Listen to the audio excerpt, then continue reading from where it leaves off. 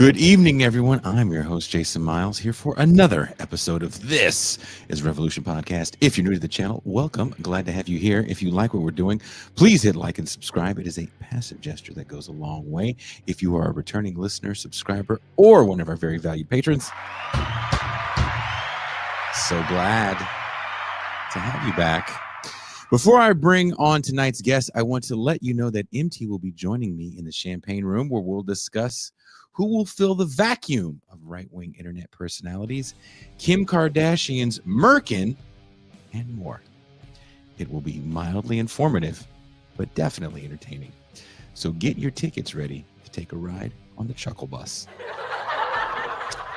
Now, if you'd like to be a passenger on the Ridiculousness Express, there's a couple of ways. Become a paid YouTube subscriber or a patron. You will be able to join us for these champagne rooms and movie night watch parties.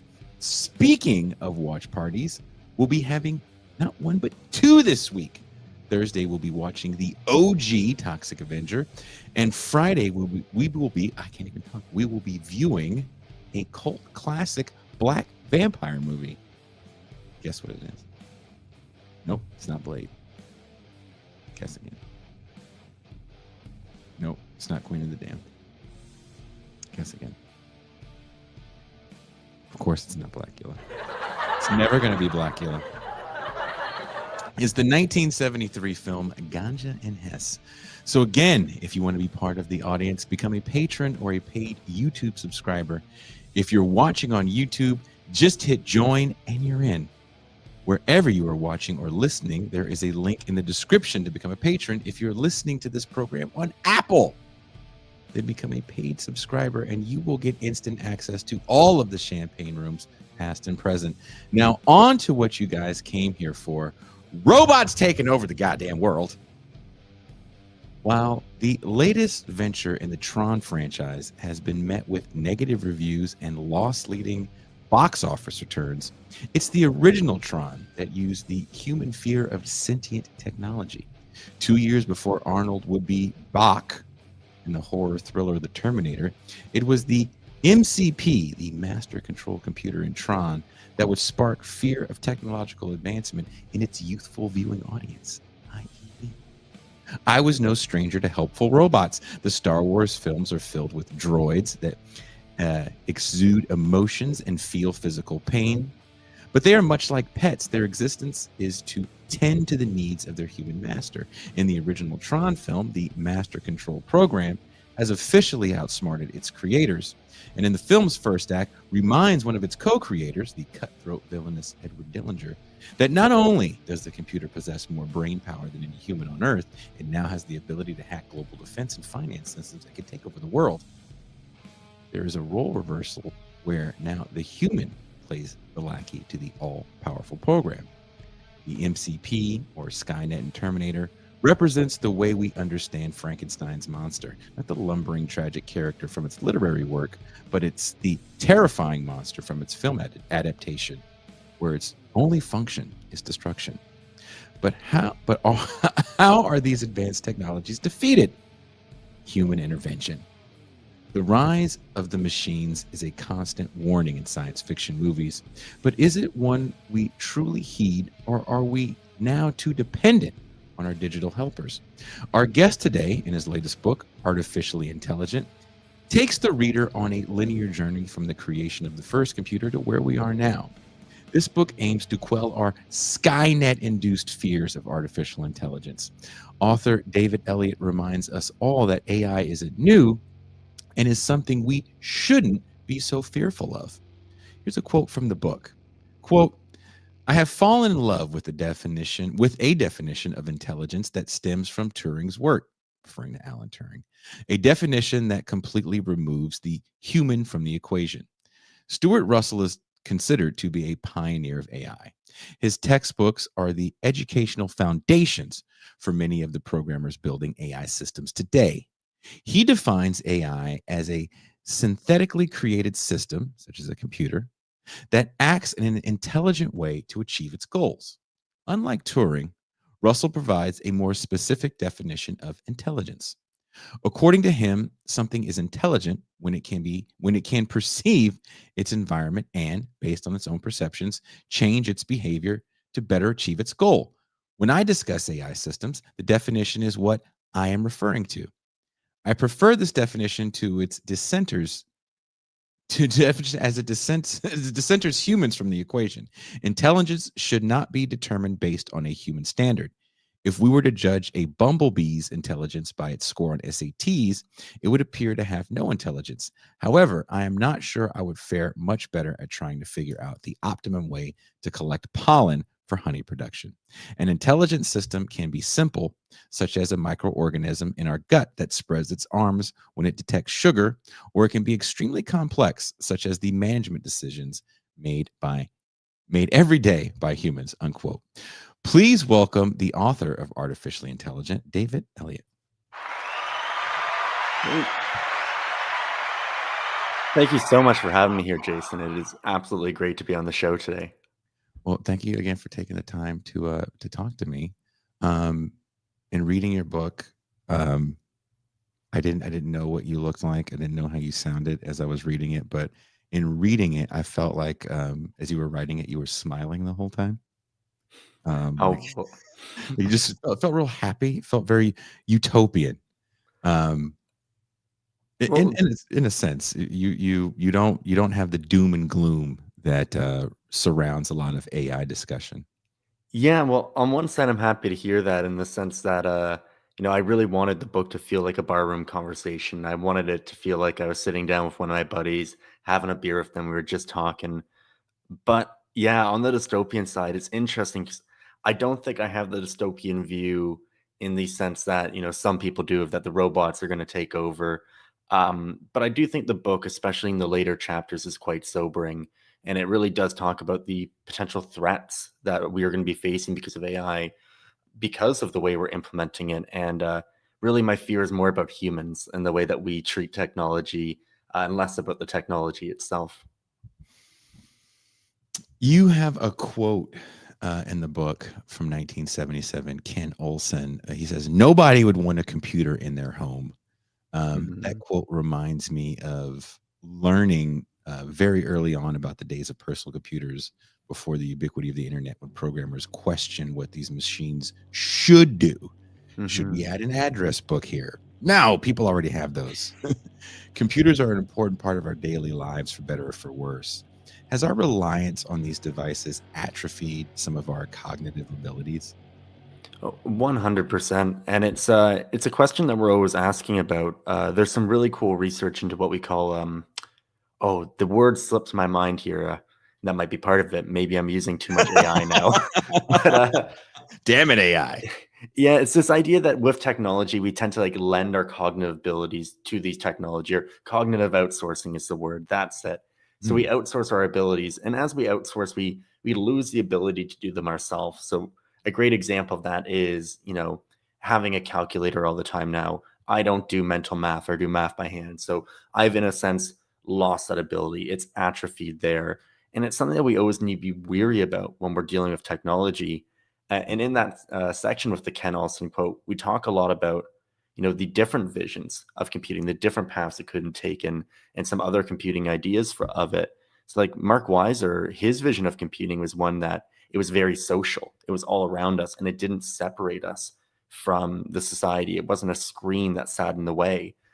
So, I think right there, some of our social skills necessarily have been, taken away by the way we introduced desktop computing in that training. So I definitely feel like we atrophy in some areas, and it's a trade-off for, improvements or gaining things in other areas. And the question we need to ask is, what do we want to gain? Is this something we want to give up? So it's not a really black and white thing, and it's really difficult to deal with, in my opinion. Now, you are younger. We talked earlier. I have a child your age. So you actually come up in an interesting time, like right around the time where um, tablets and laptops become commonplace in classrooms. Mhm. Do you feel that gives you a bit of an advantage to have maybe a better outlook or a more quote unquote utopian outlook on artificial intelligence? Yeah, I think it gives me a bit of an advantage, but also my advantage comes from a weird place with this of that although I came from the generation where, computers started being integrated into the schools, I myself am extremely dyslexic. Oh, wow. So I was Great job at diagnosed. writing the book, by the way. Oh, well, thank you very much. Yeah. But I also like to say with that I am a example of what happens when the system works. Mm. I think it's saying like only 1 in 10 people with dyslexia graduate high school. But in Canada, at least to be diagnosed with it, you need to have an above average IQ because they use that to do your testing to figure out if that's what's creating your issues. Mm. So to me, I got diagnosed very early. Both my older brothers were diagnosed. So I was able to, get all the accommodations I needed. They went through the wall for me. But because of that, I never felt that disabled. But a big thing that led to that was the fact that I had technology with me from the time I was in grade three. They gave me a laptop very early, taught me how to use it. So I really grew up with this technology. And I think a part of my utopic vision of it is being a part of an experiment that let me see how technology could help people, how technology could lead to this, liberation.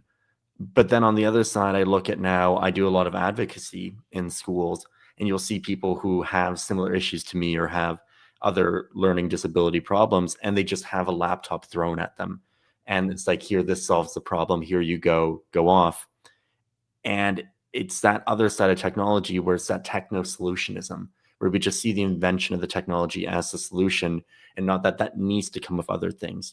Automating also needs to come with, supporting. So we still need the teacher in the classroom. So I think that gave me a bit of a advantage and a unique perspective into the way technology was affecting society for sure.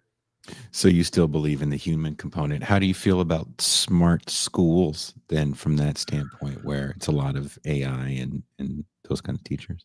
Yeah, I have a lot of problems with smart schools and in a lot of different directions with that. I mean, at the end here, I'll talk about the best Sure. way I think I've seen AI used in a school. Sure. But to me, smart schools, I come at the problem in two ways. One is that this is such a new technology. We aren't ready yet for it to have the prime time and being what's teaching these children. But then we also have the data issue of it and the privacy issue of it, of that these smart schools are being built up on private infrastructure. They're being built up on Google Classroom. They're being built up on Microsoft Office. So these very privatized platforms.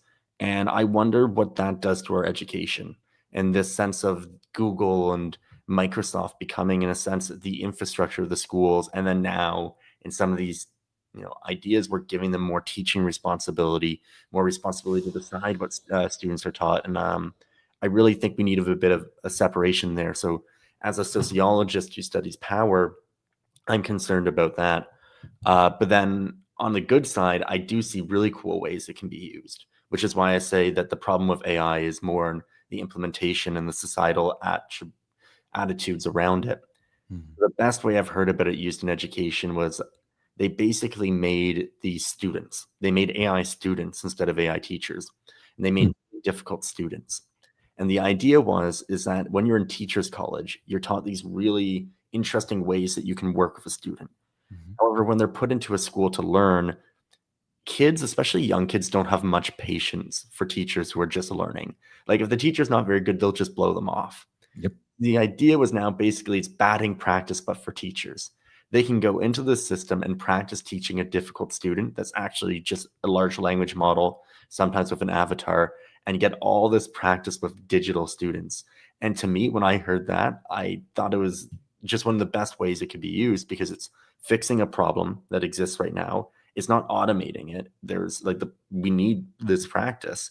And kids would much rather be learning than being the practice for these teachers. And now these teachers get to enter the classroom better prepared to work with these kids. And I think that's a massive win right there. Um, Now, when I got your book, I was afraid. Not gonna lie, I was afraid it was gonna be very academic and very boring. It was not actually. It's a very easy to read, and you wrote a bit of a page turner. You brilliantly trace AI back to the origins of the idea of a computer. You explain that there was a time that a computer wasn't an object, but an actual person. Can you tell the audience a bit about that era and why it's important we understand the history of how we got to where we are today? Perfect. Well, first, I want to say thank you so much for sharing that with me because that really was the goal of this. And the reason I wrote this book was I wanted to make something enjoyable and entertaining and a page turner that people could read to get all the basics they need to know about AI to participate in the democratic conversations. And I think to do that, we need to understand the base of it.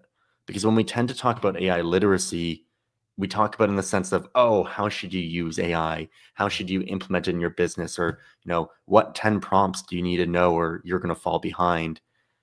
But I really think to engage democratically, the things you need to know are the foundational pieces. Okay. Because you can't understand the bigger stuff, like when someone explains how a deep learning system works without understanding the beginning foundational things that led to that. So the computer example was that we start the book in 700 AD with the invention of the algorithm, and then go to the years. It would be Like 18, Lord Byron, Mary Shelley. So is that the 1800s or yeah, 1700s? 1840s. I think we Yeah. would have been, or 1810s, 1840s, depending on what I was talking about. But yeah, so back then, computers were people who did algorithms. It would then be something that if you were a mathematician, you would have computers that worked for you because you're putting together these massive algorithms, but you need your smaller equations done for you. You can't waste all your time doing these hundreds of smaller equations that we now do on a calculator. So you would hire a computer who would be a person that would just be for all intents and purposes, the grunt worker pounding out all those smaller equations. And you'd have massive books that would have popular equations that would have all the different variables that could be put in them calculated in this book. So you'd use that table to use popular equations that go into your bigger equations. And the birth of computing was this guy, Babbage, Charles Babbage. And I imagine he must have been insufferable because he was the most brilliant mathematician of his time. People needed to respect him, but he was a madman. And he was so crazy and he was so pissed off with calculators messing up his equations and other people not being as brilliant as he was and that making it so he had to work longer. So one day he's like, screw it. I'm going to build a machine that will do this for me. And the technology wasn't there yet. Like we were nowhere near it, but he was so convinced that he was going to build a machine that could do it. And he invented the computer and he drew out how it would work. He figured it out. We now know that if someone had given him the money to build it now, it would have worked. But yeah, so he invented this idea or invented the first plans for this idea of how we could take the algorithm out of human hands and give it to machines and build a machine that could do an algorithm. And his apprentice, in many ways, Ada Lovelace, who's also the daughter of Lord Byron, who I love that chapter. I just love that I get to write about Lord Byron because if anybody doesn't know who he is or what his life was like, that man was, yeah, like you, like I said, see your face now is the face I pictured as I was reading this. Oh, I'm happy about that. I think there's probably multiple times in the book where you could see the moment where I discover a fact where I'm reading about something and I'm doing that and I see that little thing and I'm like, I cannot wait to share this with people. Like I'm so excited to add this stupid little thing in here. Yeah, no, so Ada Lovelace, his Granddaughter? mentress, basically, Okay. she recognized that what he had made, because he just saw it as a calculator. And she was like, no, if we build this, you can train it to recognize any symbol. And if you can recognize any symbol, you can process anything. So we can start modeling music as mathematical representations and train your machine not to do calculations, but to write music. And that was really the birth of computing. But then she also made the argument that it could never do anything creative. A machine could never create anything new. And that kind of challenge she threw out. Alan Turing ended up picking that back up 100 years later and actually arguing with her ghost in his famous paper where he lit the match of artificial intelligence and basically told the world, I'm the greatest computer scientist. I think we can do it. And he argued against Ada Lovelace and said, she's wrong. We can create creative machines. Can you tell us a little bit about Alan Turing because he is a very important character in computer programming?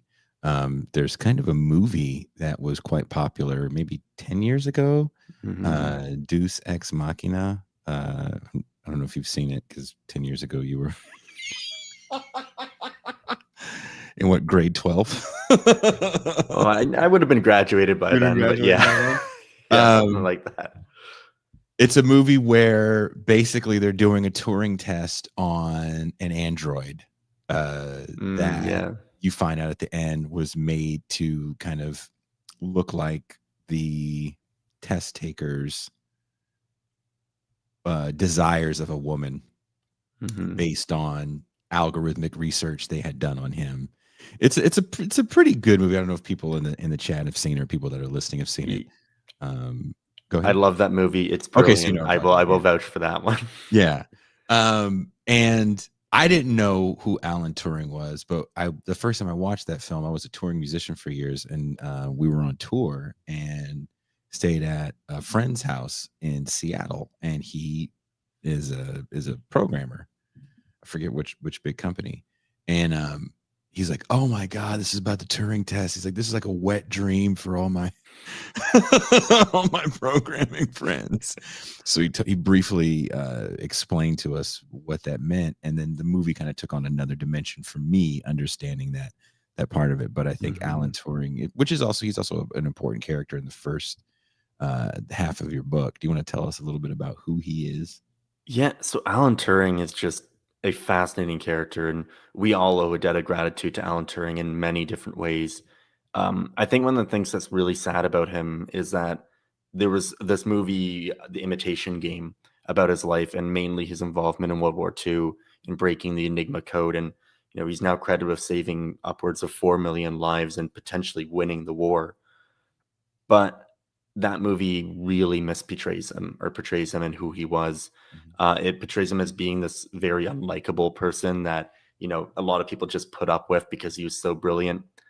The reality is that Turing was, everybody around him knew he was brilliant and knew he was quirky and weird, and he would do strange stuff. Like he was definitely very autistic, is a big part of this too. And he was convinced that he had the best coffee mug in the world. I didn't put this story in the book. I couldn't find a place for it, so I'll tell it here. But he was convinced he had the best coffee mug in the world. And because he thought he had the best coffee mug in the world, he thought everybody else would want to steal it. So while working at the secret code factory in World War II, he made a big point of he would chain his coffee mug to the radiator whenever he wasn't around it, because he was just convinced that other people were going to steal it, and thought other people were plotting to steal his coffee mug, which everybody around him just thought was super endearing and apparently loved him, from everything I've been able to find on it. But Turing's real additions. So on the one side is that he designed the bomb, which is what we call the machine that cracked the codes. It's not called Christopher like it is in the movie. And it actually wasn't the first computer. Against popular belief, which is how it tends to be presented now, was not the first computer. But he did before that write the paper which proposed how digital computers could be built. And from that again lit the match of the computing space, of the idea that we could build these digital computers. One of them was built in the same area that he was in. And actually the first one was built by the Americans for artillery planning. Why are you frowning? Jesus, I don't want a 51st state. You're fine. Yeah, well, to me, it's like Turing was working on it for all these brilliant things, and the way that, like, as I read it, was the Americans had no clue what they had built. They took his theory and built it for planning artillery fire, and never realized the utility of the machine they had built. But they are forever now the ones who built it first. But yeah, so he did all that, and then he kicked off the race for artificial intelligence. And as I discuss in this book, the story of how he did it tends to be very misinterpreted, because it's become something of legend, of that he wrote this paper called On Intelligent Machines, proposing, sorry, it was a call for paper about intelligent machines. And he came out, he's like, yeah, we can do it. And here's what it would look like, is kind of how we say it now. And he invented the test, the Turing test, which is presented as you have a machine and a human who are playing this game, and an interrogator. And the interrogator doesn't know which one is the machine and which one's the human. And they start interrogating them. and the interrogator has to guess which one is a machine and which one is a human. The machine wins if they can prove the interrogator useless, if it becomes a 50-50 coin flip on which one. And the reading we tend to have of that is that's how you would judge when a machine is intelligent. Mm-hmm. And that's led to a lot of criticisms. The reality is there's kind of two sides to this. One side of it is that he didn't really believe that, because a lot of people are like, oh, you're saying that it's intelligent because it can mimic a human. What he was actually saying, that if you read the rest of his work, is that he thought that intelligence was an emotional concept, that there was no true thing as intelligence. So what he wanted to measure was if humans determine what is intelligent. So back then we didn't even consider chimpanzees to be intelligent. That came later. Mm-hmm. So he was looking at all this and he was like, what would a machine have to do for people to believe it's intelligent? At what point of capability would a machine get to when humans could call it intelligent? So his test was actually a test of the interrogator, if the interrogator would believe that the machine was intelligent. And the idea was, if you played this game with enough and different interrogators from enough different backgrounds, and enough of them were willing to think that this thing that they were talking with was intelligent, that meant that society had reached a point in which we were able to accept that machines were intelligent. And I find that really fascinating, because the first machines that really won the Turing test were, ChatGPT, these LLMs.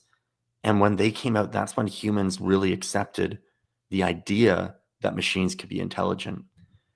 But also, what I really think is important about his work, which usually gets left out, is that people tend to think that he's kind of saying that intelligence is just a programmable thing in a machine, that like what makes us human is this cold, hard machinery. But as I talk about, for reasons that I will save to let people discover in the book, because I think it's one of the better chapters and more interesting ones in there, for really tragic reasons, actually, that's not what he thinks. And he kind of had this idea that there was a human soul, and that's what gave us purpose. Mm-hmm. And that's what made us who we are and carried our personality and our ability to love. And it wasn't necessarily religious. He was just like, there's something else there. However, we also have this like machinery in our body made up of our brains, all these different neurons and, different mechanical parts that the soul operates. And what he wanted to do was he wanted to build machines that mimicked that physical part. He knew they couldn't have a soul. He knew they couldn't think, which is why there's a difference between artificial consciousness and artificial intelligence. He wanted to build the intelligent machine, which could be steered by a soul, but really for him, he saw it as being able to be steered by people, that we become the mover that moves this intelligent machine, that gives it purpose, that tells it what to do. What happens when we kind of relinquish that control and believe that the machine is intelligent? Kind of what I was leading into with the earlier question about where we are with artificial intelligence today, and people having conversations with their ChatGPT, for example. Go ahead. Yeah, it can get really scary, and it can get scary in a lot of different ways, I think. I think we're seeing a micro effect right now with what you're talking about of, people having more personal relationships with it, and we can see some of the dangers of that. Even just, we're seeing more and more cases now of, youth being pushed to suicide by their AI companions. And really what I tend to look at with that is this idea that there is always something at the other end of it. There always is somebody pushing this machine, because it has a mover. It has a mover which has given it an objective, which has set it on its way. So then we need to look at, like, what are these objectives?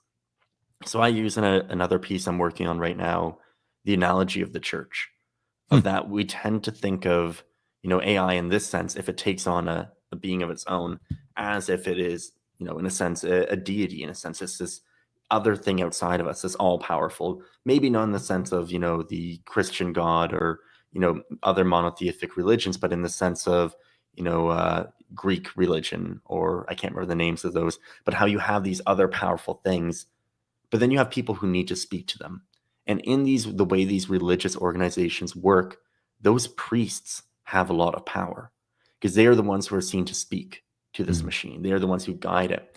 And in that sense, the ones who really have the power are OpenAI, Microsoft, Meta, the ones who shape these institutions that we end up interacting with, that shape our understanding of them. Because, even if, say, I'm wearing Meta glasses that have, the AI feature, and I hold out some food in my hand and I say, is this healthy? To me, I'm asking the AI, is this healthy? It knows it's its own thing. But really, this AI is going to determine if this is healthy based on the information it's been given by Meta, based on the conception that the Meta AI system has of healthy that's been programmed into it. So it gives a control over our understanding of the world over to these corporations, over to the ones who are designing it. And that's a big power struggle that I think we're going to be dealing with more and more as our world is increasingly mediated through artificial intelligence systems. Well, about that, what is the difference between AI and machine learning? Is there a difference between them? Mm-hmm. Yeah, it will depend who you ask. I mean, all of this stuff, as I say in the book, it's really hard to define, and lots of people have different definitions, and it can make barroom conversations with programmers really difficult when you will argue for an hour and then discover you actually agree. You're just using a different definition. Machine learning is a subset of AI.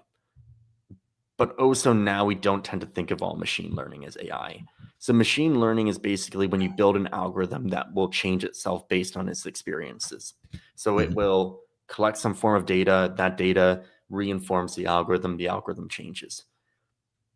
You're being rather professional here, but in the book, I feel like you tell a different story about fart boxes. Okay. Yeah, okay. So if we go that way, that's the neural network way, yeah. Yeah, can you go that explain way. the fart boxes for people? So the fart box is basically what it was I was trying to explain how neural networks work, which is a type of machine learning, which is basically how ChatGPT works in a sense.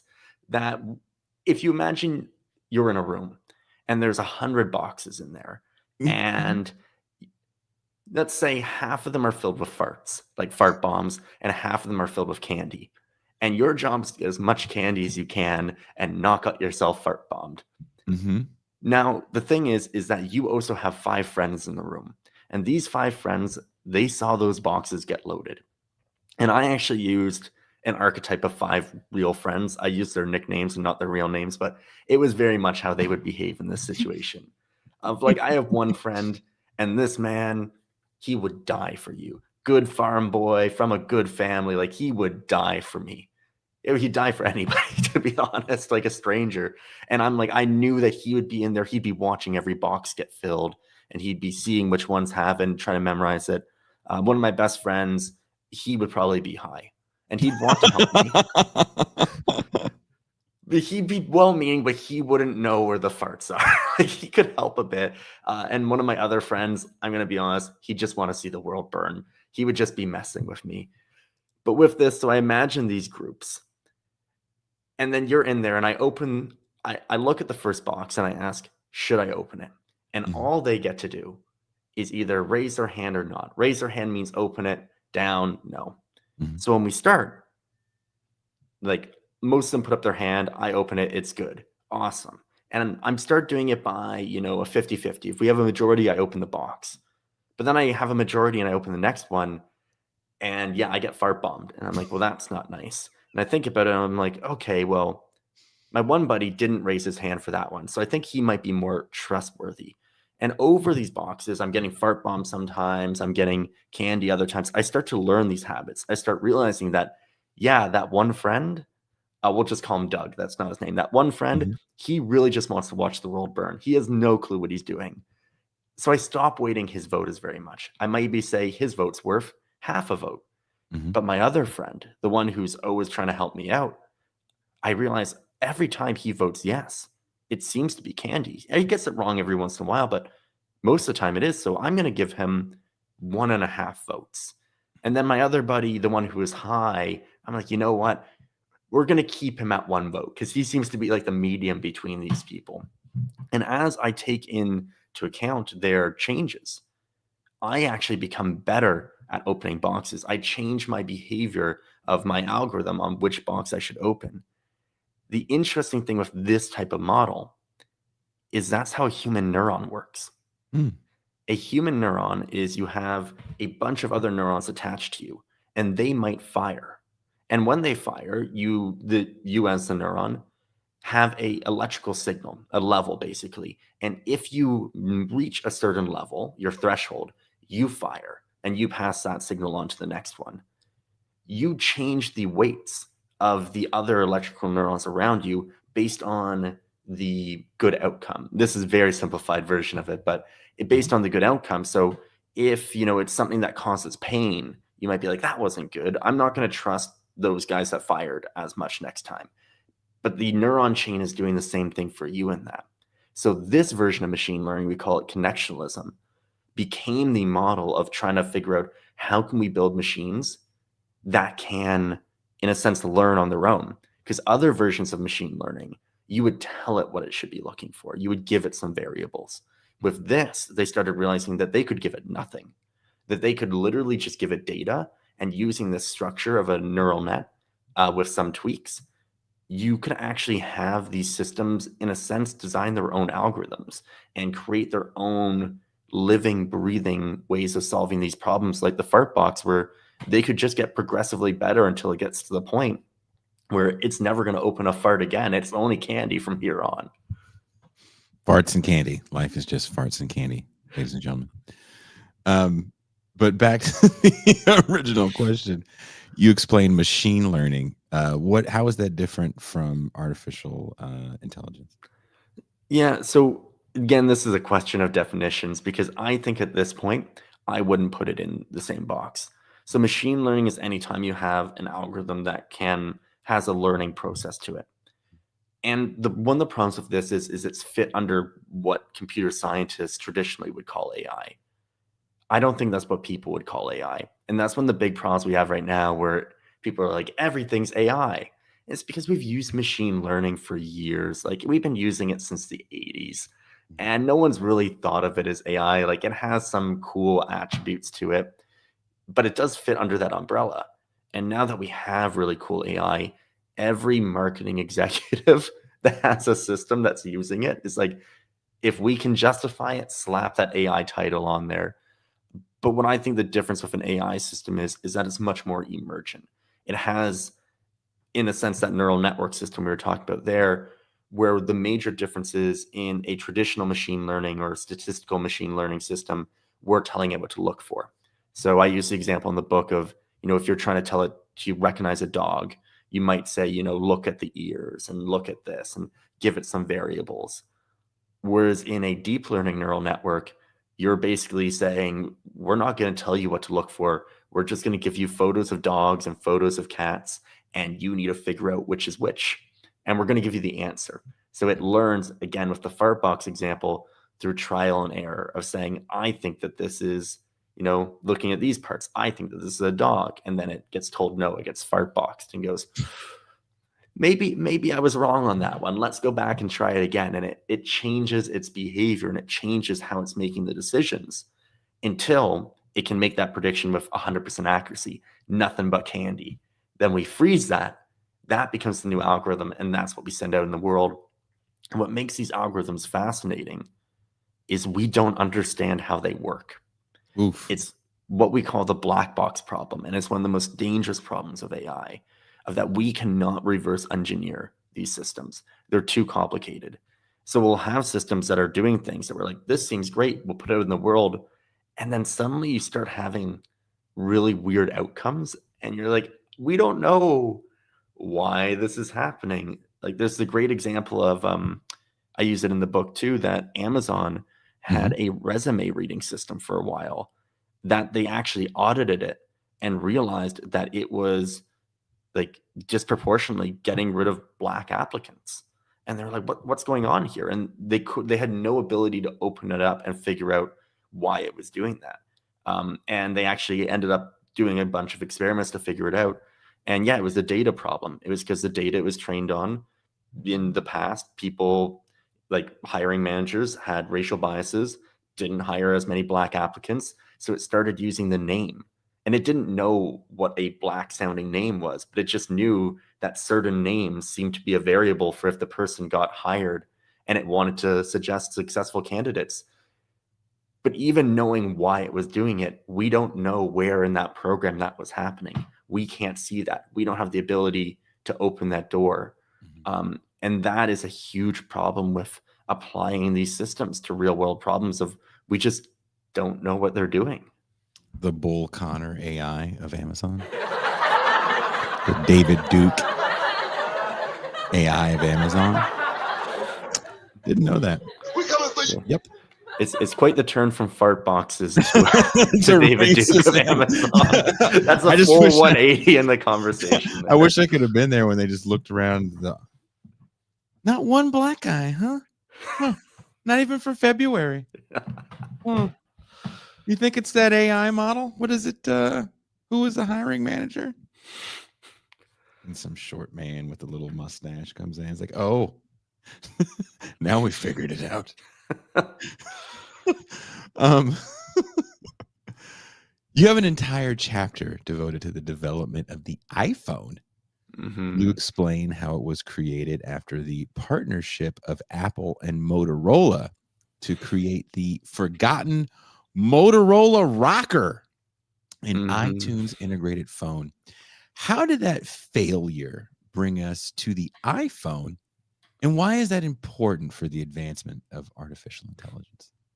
Yeah, it was really interesting because the way the story was told to me was that Steve Jobs realized one day that Apple was going to eat itself, that most of their money was wrapped up in the what's it called? In the MP3, the iPod. My brain's not working right now. In the iPod. And he started noticing that everybody was leaving the office and picking their phone off the desk, picking their iPod off the desk and putting them in other pockets. He was like, oh no, we're going to eat ourselves, because as soon as someone finds out how to put the iPod in a phone, our business is done. So originally they made a deal with Motorola to make the Motorola like iTunes phone, and it just failed miserably. There's a really great video of Steve Jobs trying to do the tech demo for it. I found it, by the way. After I read that, I was like, I don't believe this is real. I think this kid is lying to me, because I don't remember anyone having this phone, and I found that video. I think Steve Jobs must have spent a good part of his net worth expunging that from the internet, just having them make sure no one remembered that ever happened. Yeah, but yeah, if you get your hands on one, they are bad. They're real bad. They did not work. And yeah, they just didn't let Steve Jobs be involved in it. So he said, okay, we're going to make our own one. And the original plan was to make an iPod phone. But then you had this other team that I talk about that had the idea, and the tech had always been there, of doing a touch phone. And then eventually they kind of realized, they're like, wait, the technology is here that we can actually, instead of making an iPod phone or like an iPod that has phone-like capabilities, we can make a computer. Why don't we just make a computer that has phone-like capabilities? We shrink it down, we give it Mac OS, and we make this little computer that everybody can carry with them. And that was just a game-changing moment. But the reason it really was that I talk about in this book is the history of computing can be read through a history of human-computer interaction. So we start with the mainframe computer, and then we move to the desktop computer. And then Steve Jobs ushered in this other idea of what computing would look like. And the way in which our life is built around these systems depends on the shape they take. So the desktop has the keyboard that's fixed. It has the mouse that's fixed. It has the screen. The limitation of how sorry, I just read a comment about the map on my wall, and that distracted me. Don't glaze it. Don't stare into the chat, man. Yeah, I'm going to turn the chat off there. That one got me. No, so they basically what it was that the desktop defined how we interacted with computers, and therefore how our offices were built, how our work was done. And then the smartphone defined everything else. It defined now how we interact, how we socialize. Because you think about it, it changed the way we could interact with computing. We could take a photo of anything around us. We could have our, our screen there, and a developer wasn't bound to a specific type of keyboard or a specific shape. They could make whatever they wanted. you even think about how that changed the way we have romantic relationships, because on the desktop computer, OkCupid, all those apps that were designed for the desktop era, they weren't popular. But then Tinder and Hinge and these apps roll around, which leveraged what these systems gave us. It leveraged the ability to take it out to the bar with you, the ability to swipe. Those attributes came from the shape that Steve Jobs gave this. And one of the big things I try and enforce in this book is that idea that, I don't believe in big man or big person history, but I really do think that these decisions that some of us make or that society makes on the shape of something, has a big determining factor in the direction we go, because there was another way mobile computing could have gone. There was another paradigm in computing that could have happened. Same with desktop. There were many competing visions for what that would look like. And right now, we are in the battle. We are in a massive battle for what the future of computing looks like, what the next phase is that's driven by AI.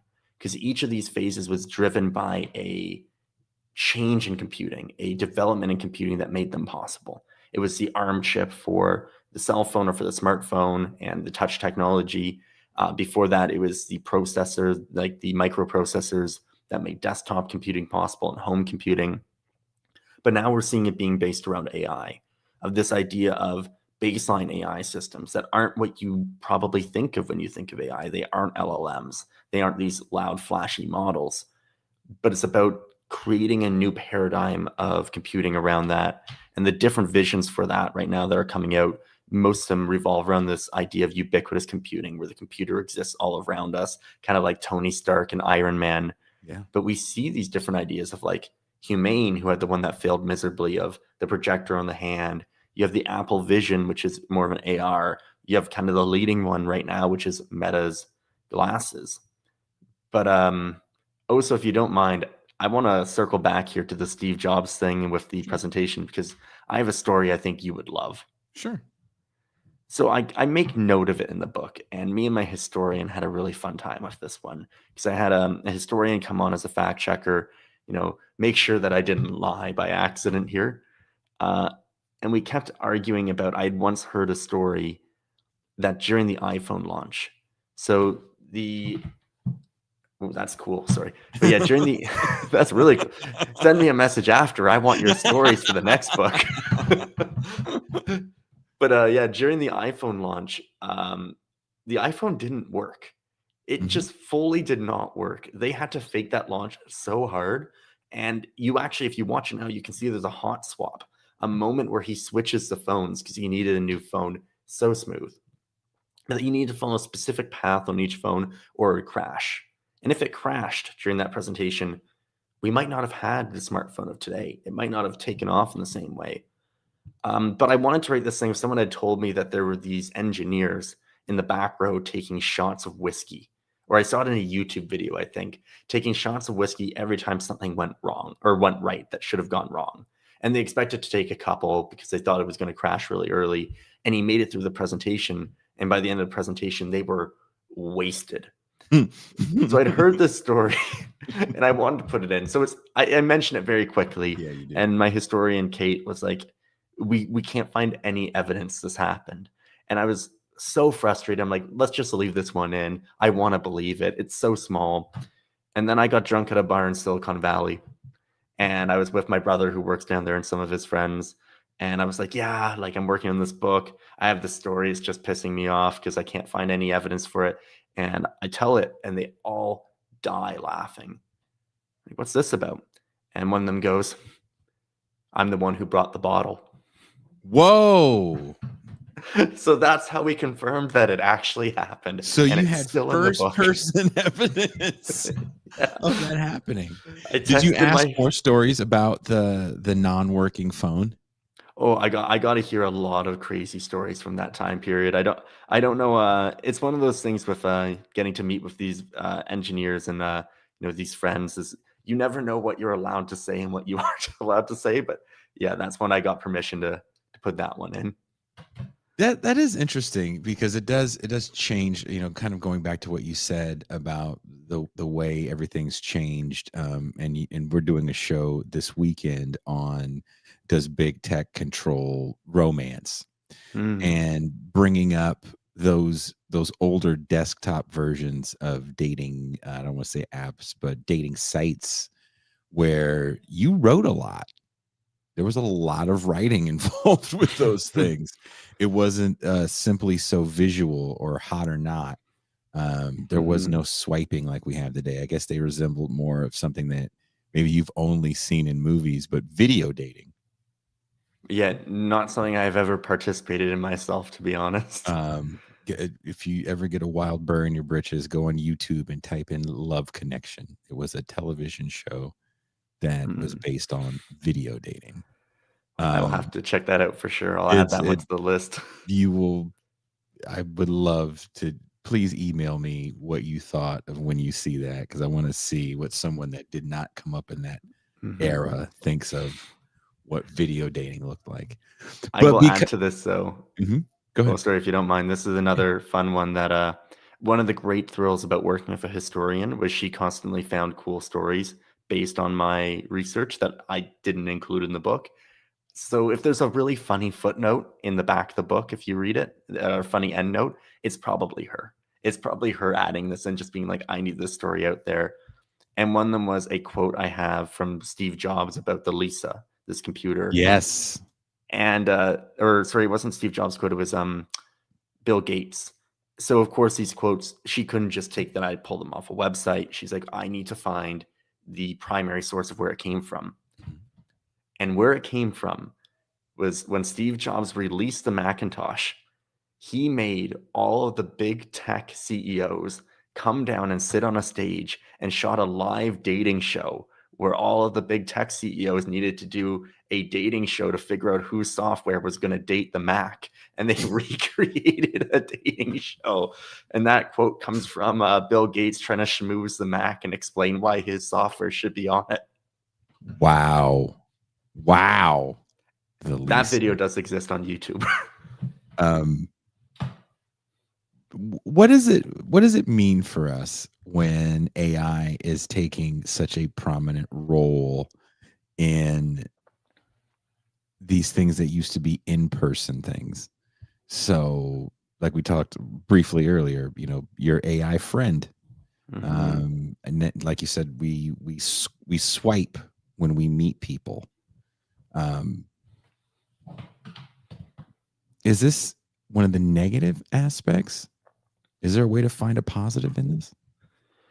Yeah, I do think it's one of the negative aspects, and I look at it in the book. I bring up my personal favorite surveillance scholar, Mark Andrejevic, and he has this concept called digital enclosures, which is this idea of in surveillance. And I am a surveillance researcher. That's what my PhD research is in. In surveillance, we tend to look a lot now at the economics of surveillance and how data has become the most valuable resource in the world right now. And the best way to get data is to create a digital enclosure, a space where you're basically putting a person in it, they're interacting here, and you can just siphon off all the data. So the most direct way into doing that is taking something that we used to do in the physical world, where there was less data producing potential, and transfer it into a digital one, whether or not that's actually better for the user, whether or not that's actually a better experience. And you use a lot of different ways to do that. And it's the stuff that kind of like kills it off. So dating culture is a great example of it, of that thing of, dating in the bar is not valuable to these tech companies. Going and meeting people in a bar or going to a personal event. But if we take them off there and put them on these apps, it is. But also for these apps, they lose the data if you find a partner and you leave the app. So they're actually incentivized to keep you on and keep you unhappy. And the incentive structure changes. And that is really scary and sad. And we see that increasing in more and more ways of, I think about the loneliness crisis. We Yeah. talk about how we've never been more connected, yet never felt more alone. Mhm. And that's Facebook. I mean, I can still see what the guy I played baseball with in grade 5 is doing right now, but I don't feel connected to him in any way. But it's basically taken our social world, our ability to follow our friends. Like, I know I probably have friends from university I should call, but I feel like I'm already up on their life because I see them on Instagram and I see them on Facebook. And that transition of following each other and having a community being turned digitally, I think it has had its downsides. And I do really think these are things that we, as a people need to come together and discuss and figure out how we want to approach that, whether that be, regulation of social media, because part of it is also incentive structures. I don't think social media, I don't think data apps are inherently bad. I think right now they have bad incentive structures that don't align them with what the users want. I mean, Facebook's wants are different than your wants. Hinge wants me to spend more money. I want to find someone I want to spend my time with. Our objectives do not line up, Mhm. right? So if we can find a way to line those things up, it works way better. And I give the example in the book of smart cities, Mhm. of the Google smart city they wanted to build in Toronto. One of the reasons it failed was it didn't line up with the wants of the people of Toronto, because at the end of the day, Google always had to make a profit off it, and they always had to make it seem futuristic and all that. Where Barcelona is the smartest city in the world. It's one of the few that works. And it's brilliant. It's so beautiful.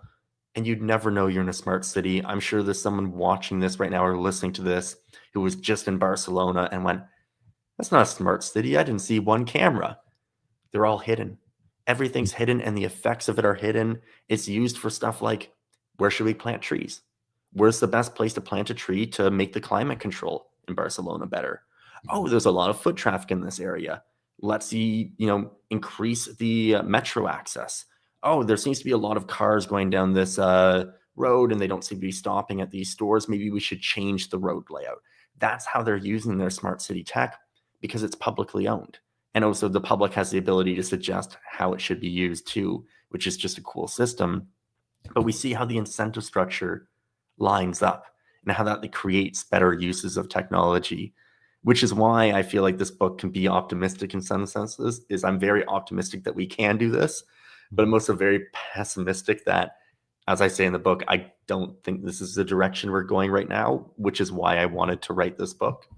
Can we have an ethical smart city under capitalism? I mean, it would depend. I think there are chances to do it. I think Barcelona is a good example of where they've moved in a good direction. Um, But like you said, that's publicly owned. yeah. Oh, yeah.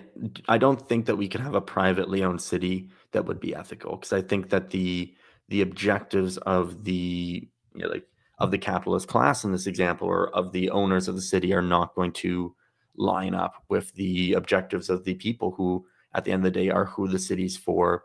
And I think would very much veer into it would veer into what we see with these planned cities like Dubai or Mm. Brasilia. And it's the problem we tend to see with smart cities. Actually, it's one of the reasons they tend not to work, is they are overly planned and structured.